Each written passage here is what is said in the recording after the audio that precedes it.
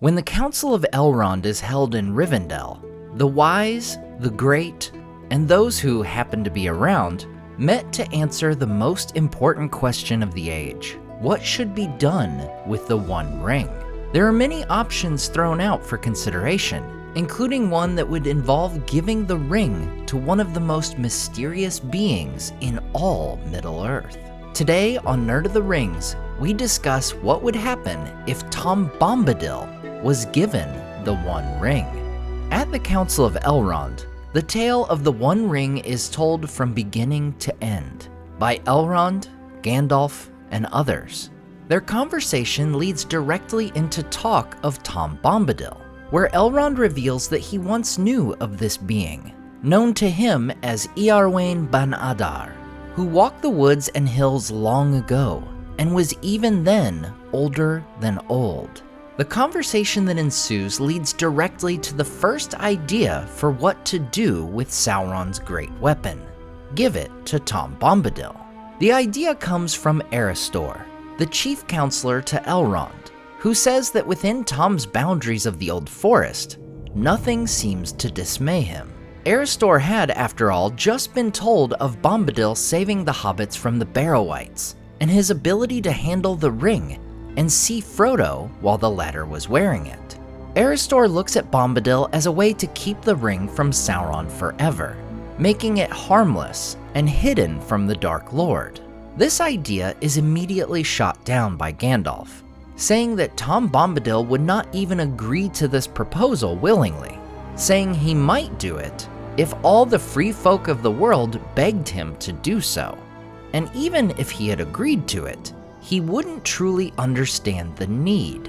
And here we get into the heart of what would happen if Tom Bombadil indeed was convinced to take the One Ring for safekeeping. Gandalf tells us directly, if he were given the ring, he would soon forget it, or most likely throw it away. That's right, the most dangerous and important item of both the Second and Third Ages, if entrusted to Tom Bombadil, would simply be thrown away. Gandalf explains this in a couple parts of the council. Initially, Erestor says that clearly Tom has a power over the ring. Gandalf, however, corrects him. He makes the distinction that it's not so much that Tom has a power over the ring, but that the ring has no power over Tom. It's a small distinction, but an important one. The ring, great weapons, wars, and other things that seem grand and important to the rest of the world simply have no sway over Jolly Tom. As Gandalf later says, things like the ring have no hold on his mind. So we know that Tom would more than likely forget about or even straight up throw away the ring if entrusted with it. What would happen if that were to occur? Could the magic of Tom Bombadil protect his realm well enough to keep Sauron out? Would Old Man Willow claim the ring and go on a hobbit eating spree? Here we find the answer coming from the great Glorfindel, who realizes that sending the ring to Tom would only delay the inevitable day of evil. Sooner or later, Sauron would learn of its location. The ring wraiths have just chased Frodo to the borders of Rivendell after all. They know exactly where the ring is at this very moment. Knowing this, spies of the enemy would make it impossible to pass back to the Old Forest in secrecy. Soon or late, Glorfindel says, the Lord of the Rings would learn of its hiding place and would bend all his power towards it. Could that power be defied by Bombadil alone? I think not. I think that in the end, if all else is conquered, Bombadil will fall, last as he was first, and then night will come. So even if Tom were to agree to take the ring, and even if he were to not throw it away, his power would not forever forestall the march of Sauron. Now, being in the Old Forest in Eriador would no doubt buy them time. If Sauron were to march an army from Mordor, he would need to pass by settlements of Gondor and cross Rohan on his way, likely meaning he would have to defeat these realms first before moving on.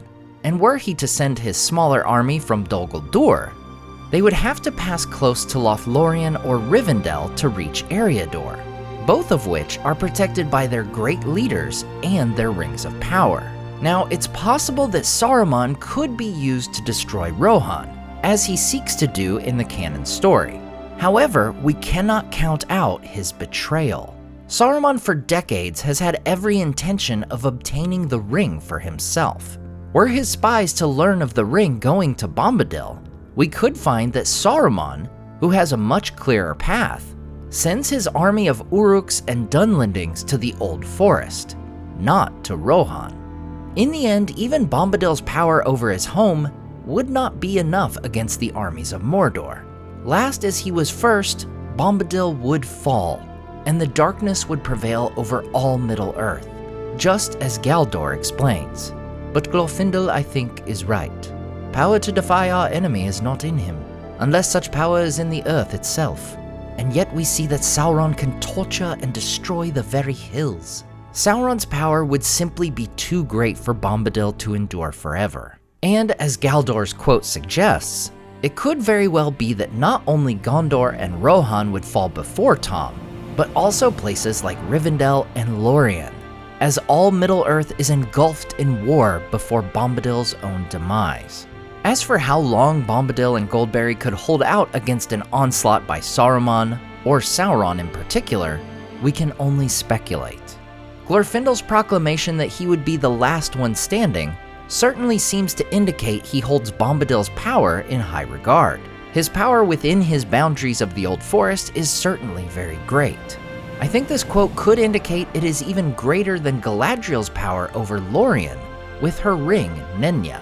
Or perhaps it is merely more likely for characters like Galadriel to fight back against Sauron, rather than stay in their own realms as the world around them descends into chaos. In the end, I think Gandalf put it best when he said of Tom, he would be a most unsafe guardian, and that alone is answer enough. With this idea shot down, the council would turn to other ideas, ones we'll discuss in future videos.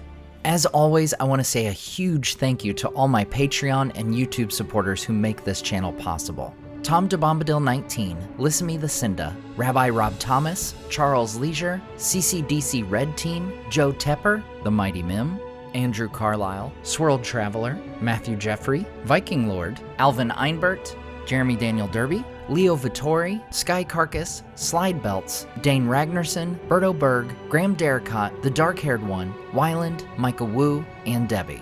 If you enjoyed the artwork in this video, check out the artists in the description to purchase prints of their great work for yourself. Thanks so much for watching, and we'll see you next time on Nerd of the Rings.